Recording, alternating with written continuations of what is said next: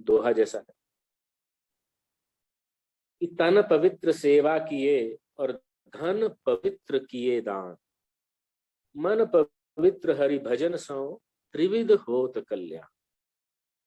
अगर मनुष्य अपना कल्याण चाहता है तो वह अपना तन, मन और धन को प्योरीफाई यानी पवित्र करने का प्रयास करना चाहिए। और तन कैसे पवित्र होता है? तन पवित्र होता है वैष्णव सेवा से, भगवान की सेवा से, भगवान और उनके भक्तों की सेवा से जो है तन पवित्र होता है।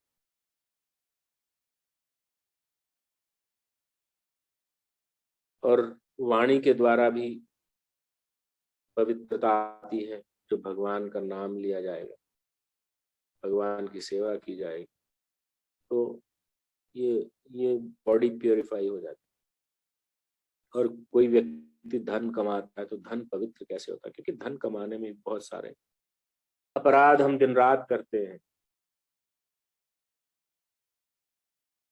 कोई वैसे कोई अपराध ना भी करता हो, हार्श बोलना पड़ता है, अहंकार भी हो ही जाता है। तो धन की पवित्रता क्या है? दान, दान करने से होता है। दान कैसे करना है? दान करने की विधि भगवत गीता के 18वें अध्याय में बताई गई। स्थान, देश, काल और पात्र, देश, काल और पात्र देखकर दान जो दिया जाता है वही वास्तविकता में दान भी 3 प्रकार के होते हैं, सात्विक, तामसिक और राजसिक।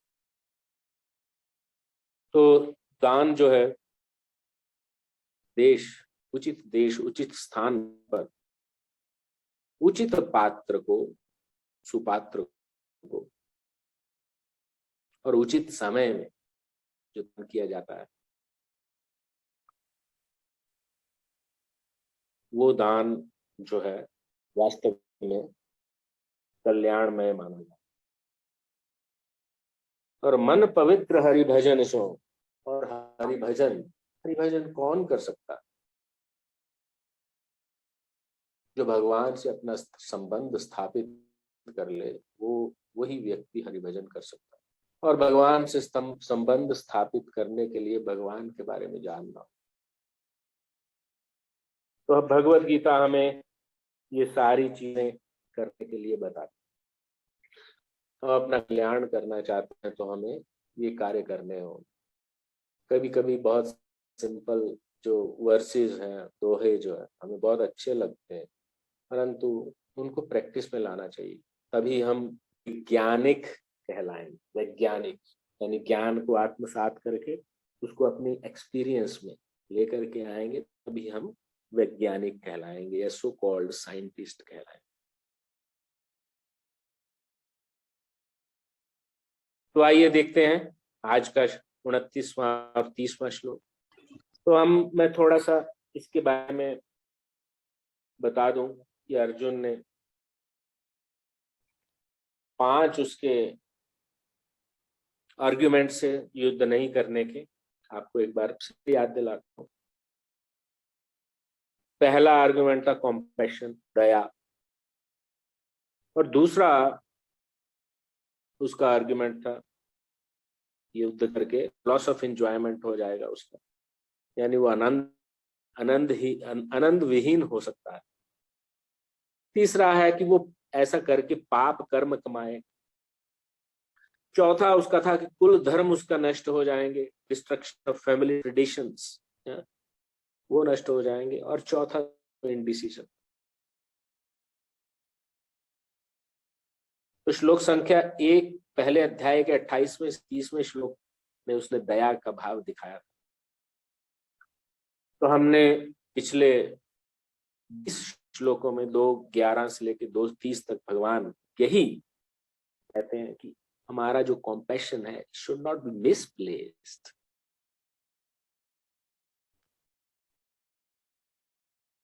दया हमें सही जगह दिखानी पड़ती है। इस भौतिक जगत में खास करके ये नियम लागू रहते हैं, और इसीलिए भगवान जो है सर्वोच्च ज्ञान, जो है सर्वोच्च ज्ञान, आत्मा का ज्ञान जो है इस श्लोकों में देते हैं। और आज 29वें और 30वें श्लोक में इस ज्ञान को कंक्लूड करेंगे। आइए पढ़ते हैं 29वां श्लोक। आश्चर्यवत् पश्यति कश्चिदेनाम् आश्चर्यवद् वदति तथैव चान्यः आश्चर्यवच्चैनमन्यः शृणोति श्रुत्वाप्येनं वेद न चैव कश्चित्। एक बार दोबारा से 2-3 बार करेंगे इस पुनरावृत्ति से। आश्चर्यवत् पश्यति कश्चिदेनम् आश्चर्यवद् वदति तथैव चान्यः आश्चर्यवच्चैनमन्यः शृणोति श्रुत्वाप्येनं वेद न चैव कश्चित्। आश्चर्यवत् पश्यति कश्चिदेनम् आश्चर्यवद् वदति तथैव चान्यः आश्चर्यवच्चैनमन्यः शृणोति श्रुत्वाप्येनं वेद न चैव कश्चित्। दूसरे शब्दों का अर्थ है आश्चर्यवत, आश्चर्य की तरह, पश्यति यानी देखता है, कश्चित का अर्थ है कोई, एनम का अर्थ है इस आत्मा को, आश्चर्यवत का अर्थ है आश्चर्य की तरह, वदति का अर्थ है कहता है, तथा अर्थ है जिस प्रकार, एव निश्चय ही, च भी, अन्याः दूसरा, आश्चर्यवत आश्चर्य से, च और, एनम इस आत्मा को, अन्यः दूसरा, शृणोति सुनता है, श्रुत्वा सुनकर, अपि भी, एनम इस आत्मा को, वेद न जानता है, न कभी नहीं, च तथा, एव निश्चय ही, कश्चित् कोई। तो प्रभुपाद इसका सरल अर्थ करते हैं। जय श्रील प्रभु। कोई आत्मा को आश्चर्य से देखता है, कोई इसे आश्चर्य की तरह बताता है, तथा कोई इसे आश्चर्य की तरह सुनता है, किंतु कोई कोई इसके विषय में सुनकर भी कुछ नहीं समझ पाते। जय श्रील प्रभुपाद।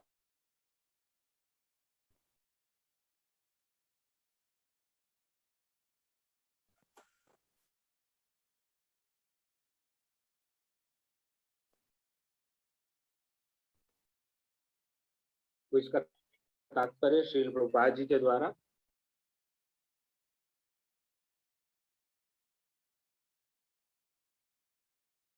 क्योंकि गीतोपनिषद उपनिषदों के सिद्धांत पर आधारित है, अतः कठोपनिषद में 1-2-7 में इस श्लोक का होना कोई आश्चर्यजनक नहीं है।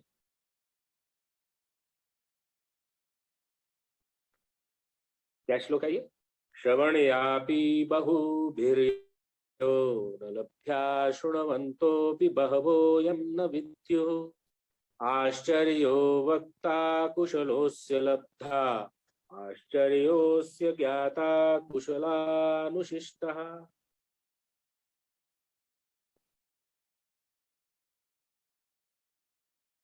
श्रवणयापि बहुभिर्यो, बहुत लोगों से भी सुनकर भी उसको प्राप्त नहीं करते हैं, और बहुत लोगों से सुनकर भी उसको जान नहीं पाते।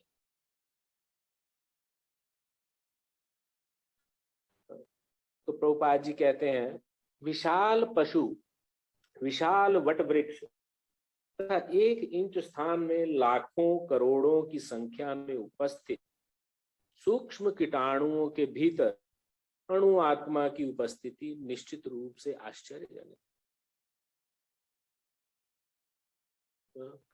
हम लोग देख सकते हैं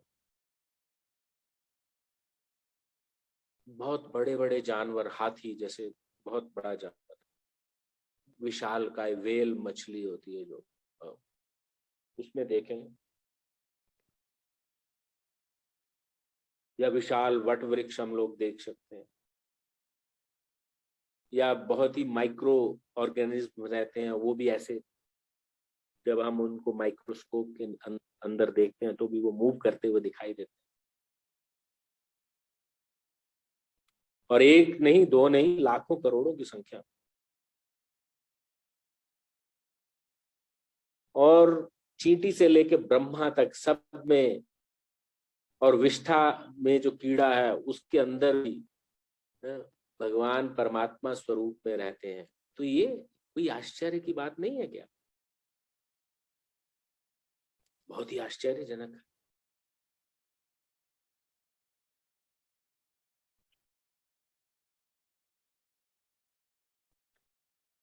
और अल्प तथा दुराचारी व्यक्ति अणु आत्मा के स्फुलिंग के चमत्कारों को नहीं समझ पाता। अल्पज्ञ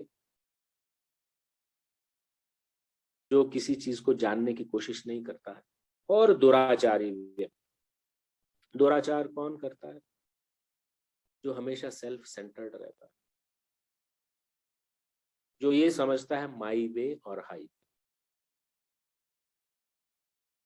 जो खाली यही समझता है कि मैं ही सही हूं, या एक्चुअली वैसा नहीं, जो अपनी इंद्रिय तृप्ति को, अपनी इंजॉयमेंट को सर्वोपरि समझता है कि I have come in this world to enjoy, no other person has right to enjoy before me. मेरे से पहले कोई कैसे एंजॉय कर पाएगा? I have all the rights. तो ऐसा व्यक्ति दुराचार कर बैठता है, क्योंकि जब उसका इंद्रिय तृप्ति के साधनों का कटिंग होता है कहीं से, तो वो परेशान हो जाता है। How dare anyone else, you know, has stopped, tried to stop my sense gratification? मेरी इंद्रिय तृप्ति को किसी और, कोई और कैसे बंद कर सकता है?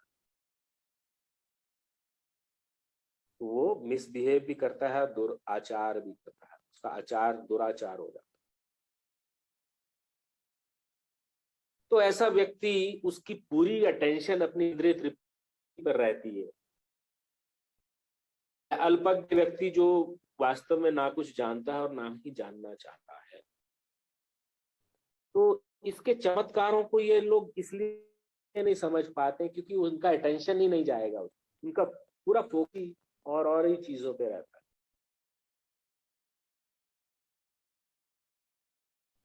अहम भोगी, अहम बलवान, अहम सुखी, अहम भोक्ता।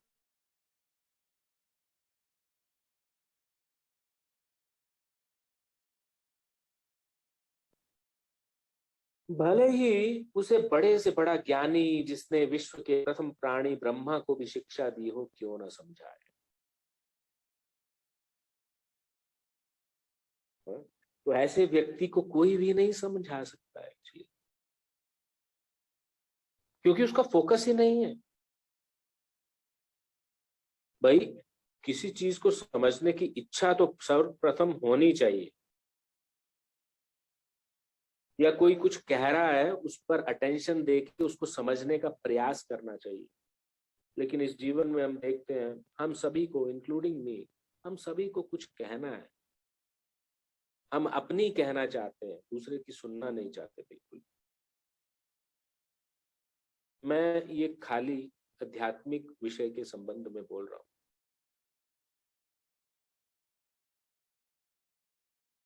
परंतु सभी का समझने का जो प्रोसेस है वो सेम ही है। अपने हिसाब से व्यक्ति चीजों को समझना चाहता है, परंतु ज्ञान को समझने का भी एक प्रोसेस है। क्या प्रोसेस है? आध्यात्मिक ज्ञान, सूक्ष्म ज्ञान, सटल नॉलेज, उसको समझने का प्रोसेस है। पहले अपना गुण में चेंज लाओ, पहले शांत हो जाओ, शांत।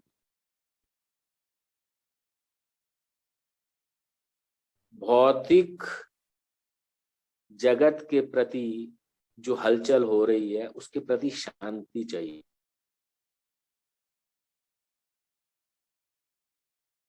जब तक वो शांति नहीं होगी तब तक व्यक्ति का जो मन है ना, आध्यात्मिक चीजों को समझने में अक्षम रहेगा।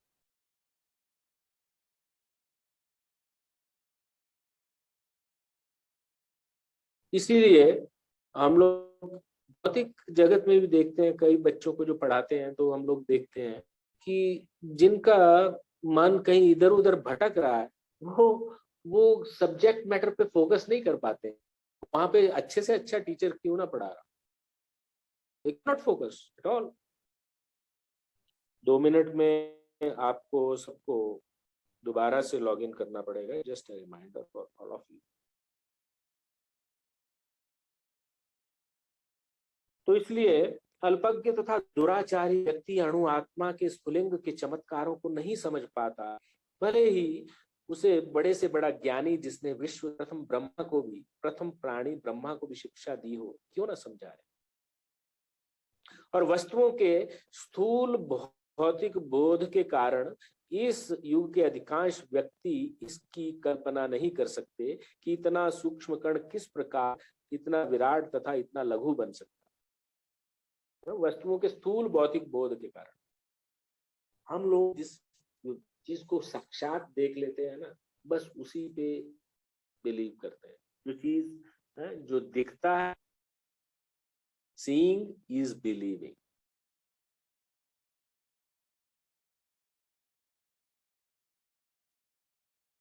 इसीलिए जैसे मैं एक सिविल इंजीनियर हूँ, तो मैं एक बार हमारे कॉलेज में एक जर्मनी से स्टूडेंट्स आए थे सीखने के लिए इंटरनेशनल एक्सचेंज प्रोग्राम में।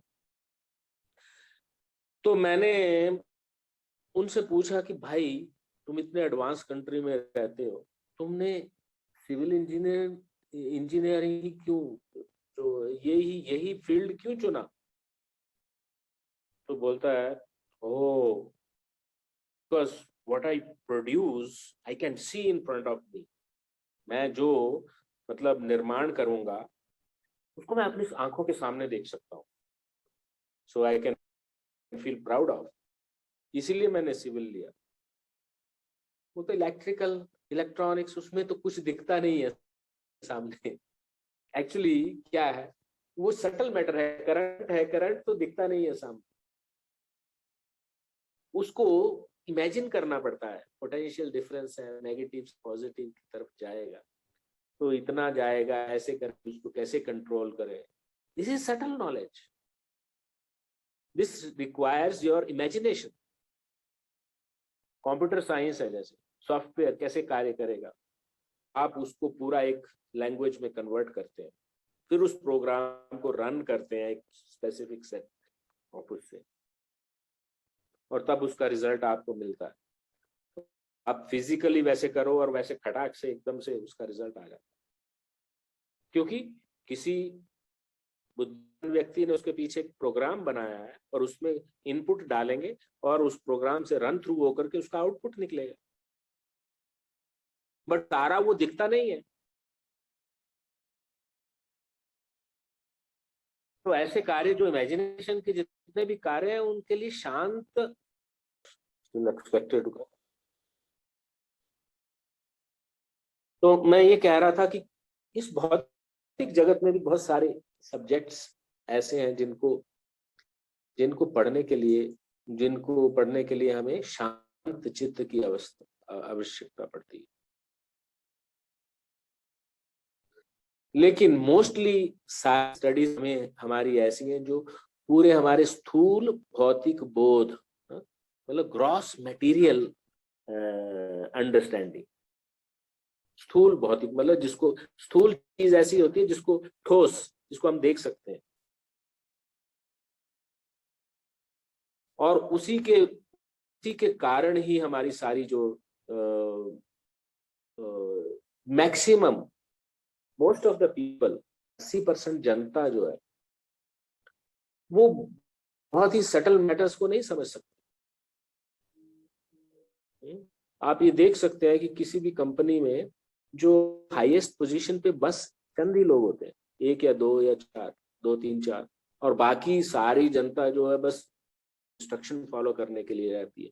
क्योंकि वो दो चार लोग जो है वो बहुत ही बुद्धि का उपयोग करके जो चीजें है नहीं अस्तित्व में उनके प्रति प्लान करते हैं और उसको अस्तित्व में लेकर के आते हैं और बाकी लोग उनको फॉलो करते हैं। द स्ट्रेटेजिक पीपल, जो जो स्ट्रेटेजी बनाते हैं किसी कंपनी के अंदर, वो कुछ ही लोग रहते हैं। और बाकी तो सारे उस चीज को बस इंस्ट्रक्शन फॉलो करके कार्यान्वयन करते हैं उसका। तो अधिकांश व्यक्ति इस दुनिया में ऐसे ही हैं जो भौतिक बोध के कारण जो चीजों की महीनता, जो सूक्ष्मता को समझ नहीं सकते। वो ये नहीं समझ सकते कि इतना सूक्ष्म कण जो आत्मा जो है बाल के अग्रभाग के भी 10,000वें हिस्से के बराबर, एक अनुमान की बात है ये, just to associate with the gross, something gross actually, किसी स्थूल वस्तु से उसका कंपैरिजन करने के लिए बताया गया है कि बाल का जो अग्रभाग उतना बारीक होता है, उसके भी 10,000 टुकड़े किए जाएं तो उसका एक टुकड़े के बराबर, मतलब उसको just to make a normal layman understand कि आत्मा का स्वरूप वैसा है।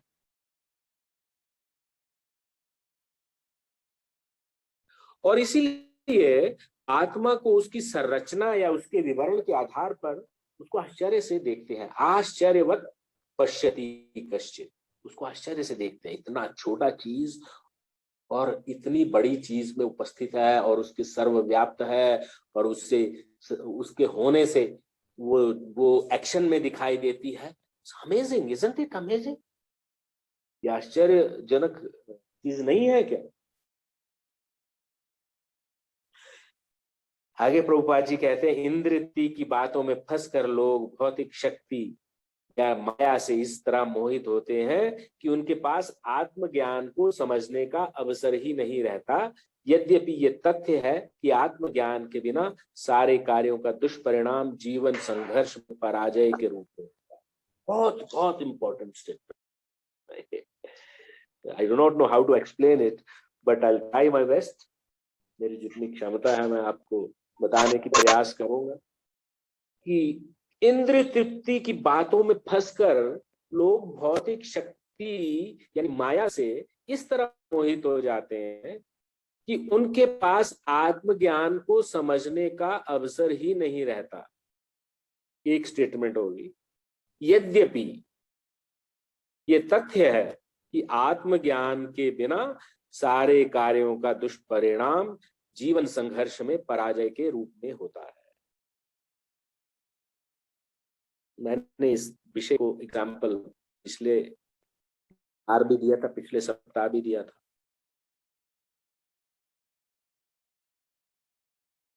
हम अपनी इंद्रिय तृप्ति में इतने ज्यादा फंसे रहते हैं, ये करना है, वो करना है, फलाना करना है, ढिमाका करना है, लेकिन जो वास्तविक क्रक्स है उसके लिए हमारे पास वक्त नहीं रहता। जीवन की जो सर्वोच्च ज्ञान है उसके लिए हम बिल्कुल ध्यान ही नहीं देते। आत्मा का ज्ञान, उसके बारे में बिल्कुल ध्यान नहीं देते, क्योंकि आत्मा का अस्तित्व हमारे शरीर में है तो हम सारा चीज सोच सकते हैं, खा सकते हैं, सूंघ सकते हैं, पहन सकते हैं, सारी चीजें कर सकते हैं। इंद्रिय तृप्ति हम तभी कर पाएंगे जब तक आत्मा इस शरीर में उपस्थित है। अगर ये उपस्थित नहीं है तो सारी चीजें बेकार है। तो हमारा पूरा टाइम जाता है इंद्रिय तृप्ति के विषयों पे।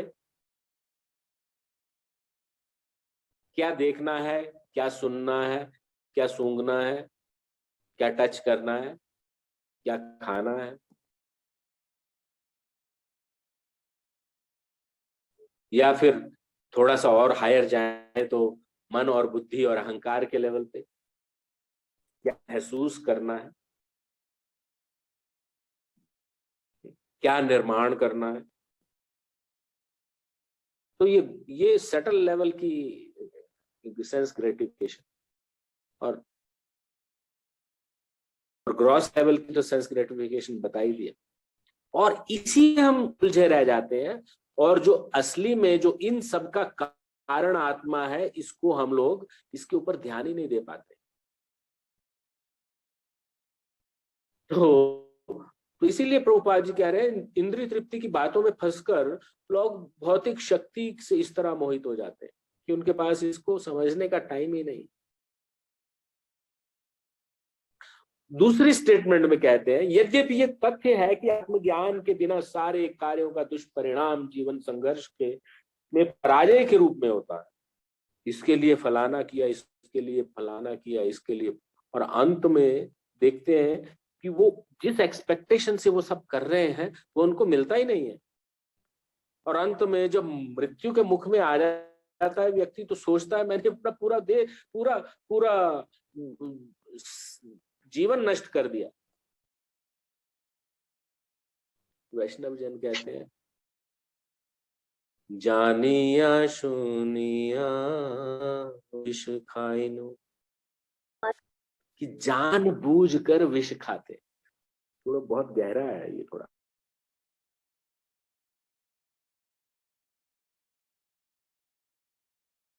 तो सबसे इंपॉर्टेंट बात है कि आत्मा के विषय में जाने, इसलिए भगवान सबसे पहले भगवत गीता में सर्वोच्च, जिसको ज्ञान योग कहते हैं, आत्मा का ज्ञान अर्जुन को दे रहे हैं कि आत्मा को मारा नहीं जा सकता। तुम व्यर्थ दया कर रहे हो, जो दया करने के पात्र नहीं है, जो विषय दया करने योग्य नहीं है, उस पर दया कर रहे हो। तुम क्षत्रिय हो, तुम्हें धर्म की स्थापना करनी है।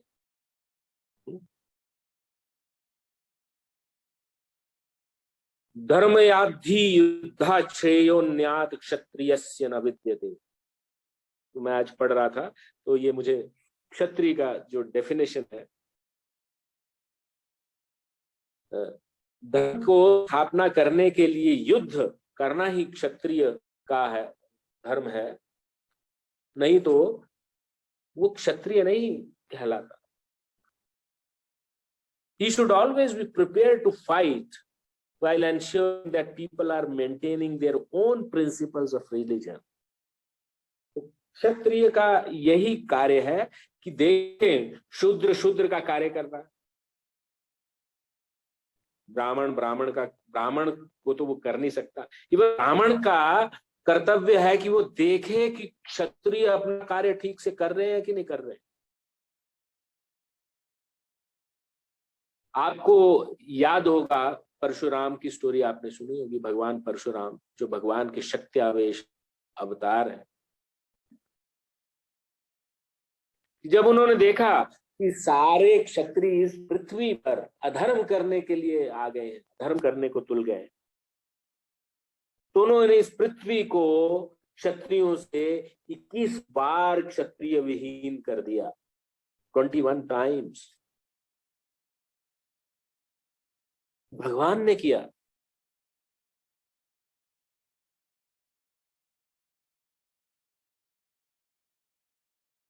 तो अगर हम आत्मा के ज्ञान के बिना, बिकॉज द प्रॉब्लम इज, एक और छोटा सा इंसिडेंस बताता हूँ आपको। महाराष्ट्र में देहू रोड, देहू करके स्थान है, देहू में एक महान संत हुए, संत तुकाराम। आप सभी ने उनका नाम प्राय सुना ही होगा। तो संत तुकाराम भगवान के भक्त हुए हैं, और ऐसा समझा जाता है कि श्री चैतन्य महाप्रभु ने स्वयं उनको दीक्षा दिया था। और ये बहुत दिनों की बात नहीं है, ये 500 साल पहले की बात है। और ऐसा कहते हैं कि सदेह भगवान उनको विमान में लेकर के गए थे।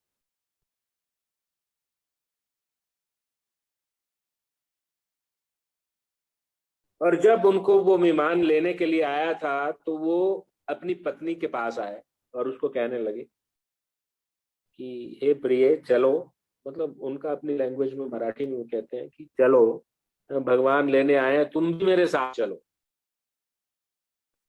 अब उनकी पत्नी बोलती है, अरे भैंस को चारा कौन खिलाएगा।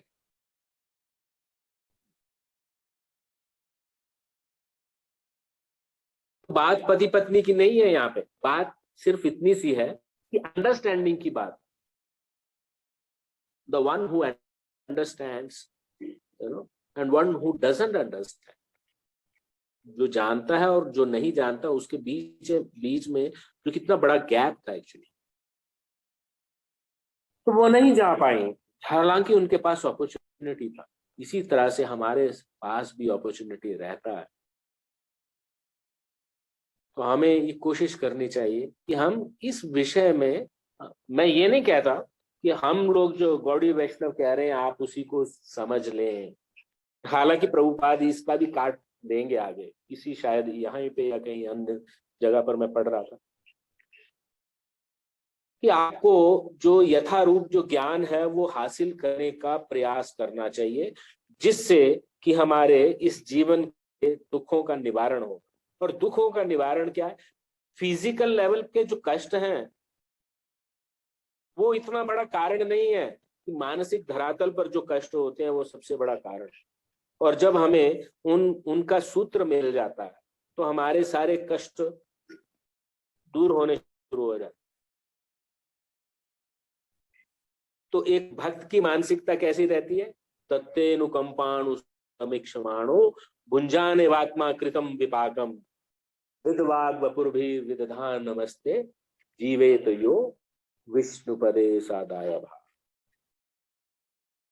इसका अर्थ यह हुआ कि जो भौतिक कष्ट हमको आते हैं तो वो उसकी अंडरस्टैंडिंग होती है कि मेरे पास्ट कर्मास का ये फल मैं भुगत रहा हूं, और उस पे फिर उसका ज्यादा फोकस नहीं जाता है, और वो ये सब जानते हुए कि ये भगवान का प्रसाद स्वरूप है, मतलब प्रसाद स्वरूप क्या, मेरे ही कर्मों का फल मैं भुगत रहा हूँ, ये सब समझते हुए वो भगवान को हृद वाक वपुर भीर विदधान नमस्ते, हृदय से, वाणी से और शरीर से भगवान को नमस्ते, मतलब भगवान को नमस्कार करता है, भगवान को धन्यवाद देता है,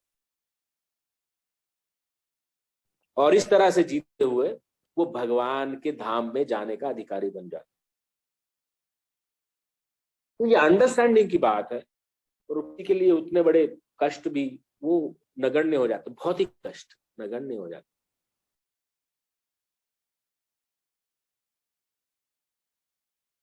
इसलिए आगे कहते हैं कि संभवतः उन्हें इसका कोई अनुमान नहीं होता कि मनुष्य को आत्मा के विषय में चिंतन करना चाहिए और दुखों का हल खोज निकालना चाहिए। ऐसे थोड़े से लोग जो आत्मा के विषय में सुनने के इच्छुक हैं, अच्छी संगति पाकर भाषण सुनते हैं, किंतु कभी कभी अज्ञानवश वे परमात्मा तथा अणु आत्मा को एक समझ बैठते हैं। जो मैं बात कर रहा था वो यहीं पे आ गया। अब समझने का प्रयास कर रहे हैं, लेकिन परमात्मा और अणु आत्मा को एक समझ बैठते हैं, अहम ब्रह्मास्मि, उसको समझ बैठते हैं हम परम ब्रह्मास्मि, कि भगवान और अणु आत्मा में अंतर है, वो एक नहीं है। अगर आप उस डायरेक्शन में चले गए तो फिर वो पूरा का पूरा ज्ञान आपका, आप आत्मा के विषय में तो जानने का कोशिश कर रहे हैं, लेकिन वो रास्ता ही गलत हो जाएगा। तो प्रभुपाद जी ऐसा आगे कहते हैं कि ऐसा व्यक्ति खोज पाना कठिन है जो परमात्मा, अणु आत्मा और उनके पृथक पृथक कार्यों तथा संबंधों एवं अन्य विस्तारों को सही ढंग से समझ सके।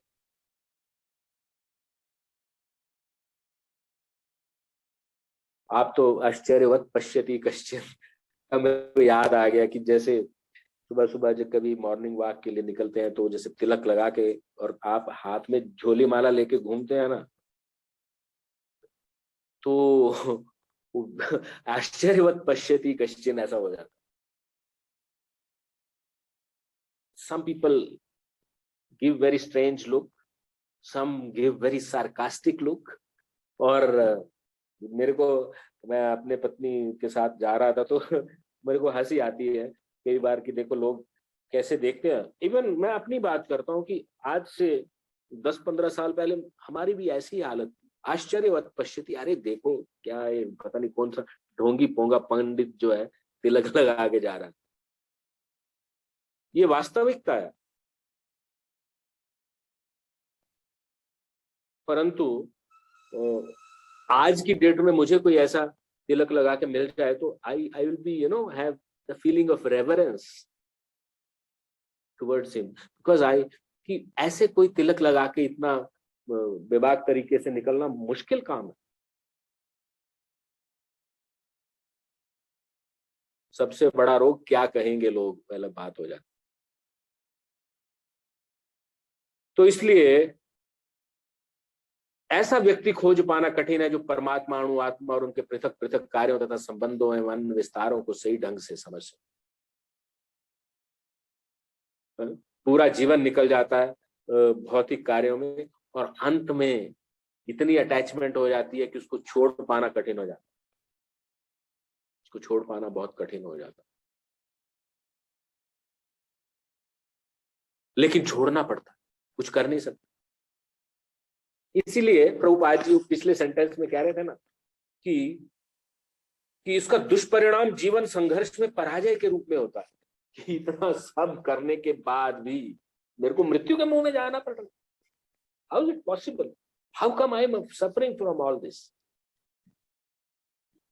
So we have to change our understanding. We have to understand about soul and the God and the various activities in the relationship.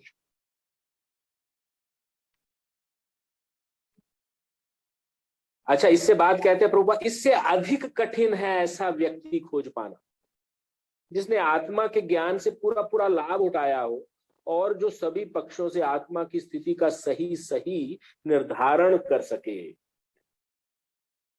जानकारी तो एक बात है, परंतु उसका लाभ उठाना उससे भी कठिन है। मनुष्याणाम सहस्रेषु कश्चित अपि यतति सिद्धया।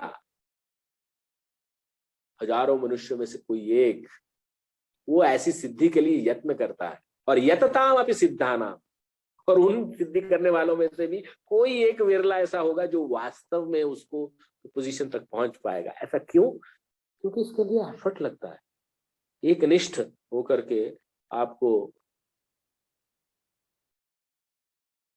यत्न करना पड़ता, यत्न करना पड़ता। ऐसे ऑटोमेटिक नहीं हो जाए।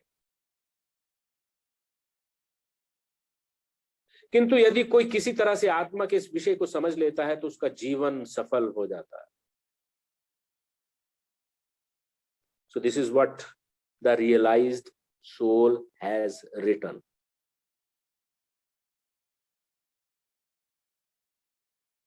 और उन्होंने जो लिखा है और उसके परिणाम स्वरूप हम लोग आज इस परिस्थिति में है कि इस चीज को डिस्कस कर सके।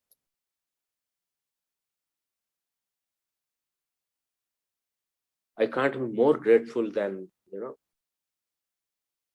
to this personality. So इस आत्मज्ञान को समझने का सरलतम उपाय यह है कि अन्य मतों से विचलित हुए बिना परम प्रमाण भगवान कृष्ण द्वारा कथित भगवत गीता के उपदेशों को ग्रहण कर लिया जाए। कि आलतू फालतू जगह में जाने से अच्छा है कि भगवान ने जो एज इट इज कहा है उस नॉलेज को बड़े सावधानी पूर्वक समझने का प्रयास करना चाहिए। हमारे जीवन का एक ये मेन एम होना चाहिए, मेन एम और प्राइम एम। किंतु इसके लिए भी इस जन्म में या पिछले जन्मों में प्रचुर तपस्या की आवश्यकता होती है, तभी कृष्ण को श्री भगवान के रूप में स्वीकार किया जा सकता है। अन्यथा हम लोग we will be listening and we'll contemplating but we'll not be able to accept it. आप सब लोग परम भाग्यशाली हैं जो हम at least we get to know this subject through someone.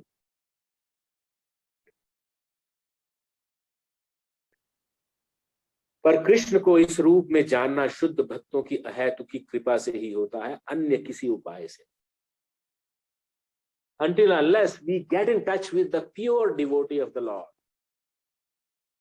दूसरा कोई उपाय नहीं है। दूसरे उपाय से हम उस डायरेक्शन में जा सकते हैं, मेरे जैसे व्यक्ति बस थोड़ा सा डायरेक्शन बता सकते हैं, परंतु वास्तविक समझ जो है वो किसी शुद्ध भक्त के संग में आने से ही होगी, जिसने अपनी जीवन को पूरी तरह से भगवान की सेवा में लगाया, सब कुछ त्याग करके। सम्यक न्यासा इति संन्यास, सन्यासी व्यक्ति उसके संपर्क में आना बहुत जरूरी। यानी थोड़े से प्रभुपाद जी कह रहे हैं कोई ऐसा व्यक्ति जो आपको दीक्षा दे सके प्रामाणिक रूप से।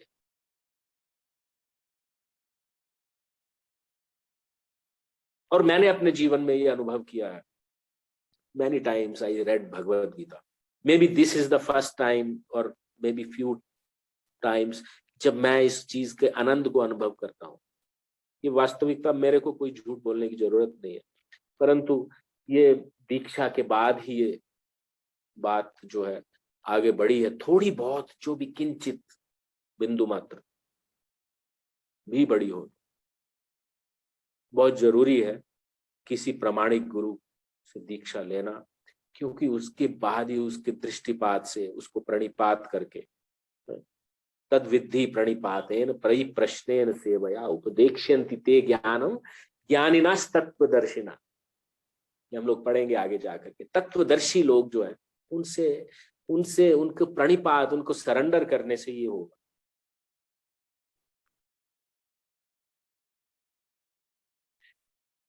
तो आइए चलते हैं, वक्त की कमी है तो हम अगला भी श्लोक ले लेते हैं, अंतिम जो इस सेक्शन का है। भगवान आत्मा के ज्ञान को यहाँ पे पूरा उसको कल्मिनेट करते हैं। देहि नित्यम अवध्योयम देहे सर्वस्य भारत तस्मात् सर्वाणि भूतानि न त्वं शोचितुमर्हसि।